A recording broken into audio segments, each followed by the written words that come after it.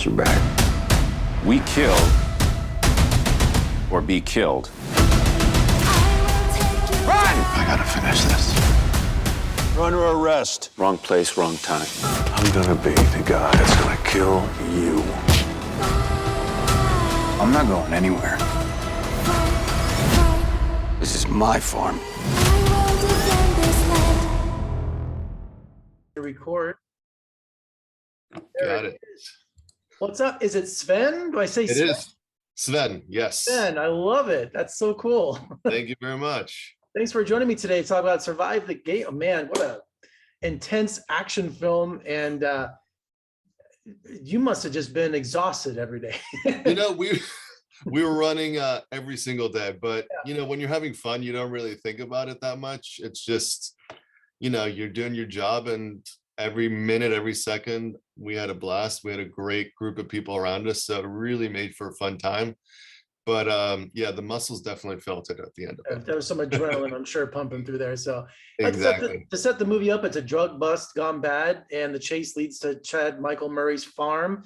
And you know, he's a vet with PSTD, suffering the loss of his family too. So this is a man with nothing to lose. And combined with your character, you seem to be a duo that's just reckless and just out to prove something, huh?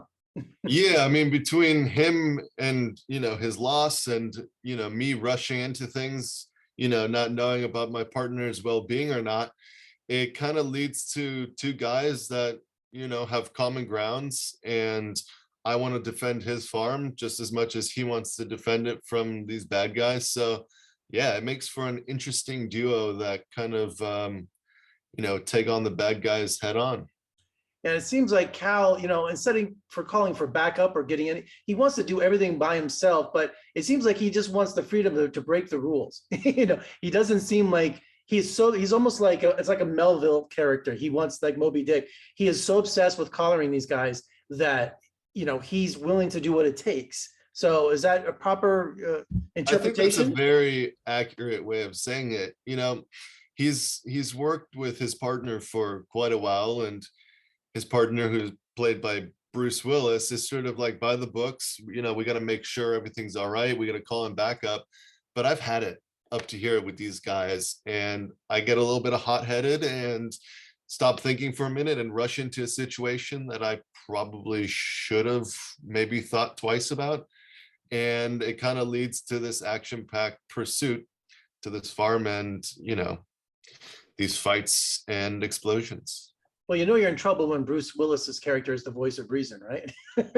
This is true, yeah. But I should have listened to him. You know, he knows what he's doing. You know, that's his game, and he's been in it long enough. So should have listened. So you're cast for this movie, Sven, and you learned that Bruce Willis is your co-star. You had to be just like pacing your room before you do your first scene with him or meeting him, because you're talking about action genre, you know, God, right? It's Royalty. true. I mean, when I found out, you know, I'd worked with him in the past in, you know, a movie, but it wasn't to this extent. You know, in the past, it was like a bunch of guys, and, you know, I threw out my lines and he'd, you know, talk back to me. But when I was like thinking about it, I was like, oh man, I'm going to be sitting in a car with this guy, just the two of us. And there was this moment of like this is real. This is going to happen, because he's the action legend of the world. Who hasn't seen Die Hard? And for me to be able to sit there and be his partner was exciting and thrilling. But of course, there's always the butterflies right before you go do your first take.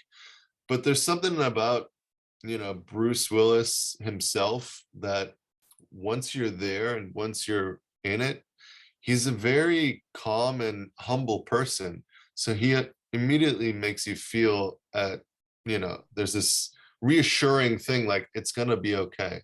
It's gonna be fine. He's a professional too. He's a professional, yeah. So, you know, right after the first take, I felt like I've been his partner for years. Nice. Which was very helpful. And he's just a funny, kind guy. So it made things very easy. Or I should say, it made things easier. Easier. lots of hand-to-hand combat in this movie. Preparing for those scenes, I mean, there's a lot of physical demands on you in this role. Was there a particular action scene that they staged that was the most difficult, or any loose punches that happened, or? There was, I mean, there was so much that we had to learn in a short amount of time. I'm thankful we had a phenomenal stunt coordinator. He really knew what he was doing. He was very professional. So there was never a moment that any of us really felt a danger or rushed into a situation that we didn't really feel comfortable with. So, it was a lot to do, and there was a lot of sore muscles and bruises at the end of the day. But there was never, a situation that was like, I don't feel comfortable doing this. So, but there's just something about doing a fist fight in a movie, because you throw in all of that energy and the intensity of a real fight without actually fighting. So there's a lot of adrenaline that's going, and a lot of your heart's pumping the entire time. There's a fine balance between stage combat and the real thing, right? Exactly. It could turn. So there was never any loose punches, thankfully, although it may look like it on screen. There was definitely, I think, the one moment that I went, oof, this is hairy, is where Zach Ward's character charges me out the window, and I kind of just grab on. The safety precautions are there, but when you're going backwards out a window, there's still something inside you that goes, this doesn't feel right. I can't blame you. I can't. Yeah. Safety is always number one on a film like this, right? Exactly. No doubt about it. And, remote area of Puerto Rico, it seems like that in the movie, but that was in real life when you shot this film. It took a journey to get to this location, because when they're showing these drone shots, I mean, there's nothing around, is there? There was nothing. I mean, it took us an hour every day to get from the hotel to set. And it was a beautiful location. I mean, it was in the middle of the forest, and you could see it in some of the drone shots. But I mean, that was probably one of the most beautiful locations I've shot at. I mean, there was like 3 or 4 waterfalls around us. And I feel like the journey itself to get to the location was just as frightening as some of these action scenes, because you're driving up a road that's this narrow, that's meant to hold 2 cars, and in Puerto Rico they don't really drive all that slow, so it takes a certain guts to drive up some of these streets. I would think so. Well, man, congratulations on a great action film, star-studded. I mean, never stops. That's what I love about the movie. Doesn't give you a chance to breathe. I mean, scene 1, warehouse, we're on our way, so I think that's what most action films need. You just can't, no more talking, just let's get to it. Yeah, I mean, that's what James was great about. I mean, he had a strong vision for this movie. He knew what he wanted, and he brought it, and he made us feel very confident in his decision-making skills.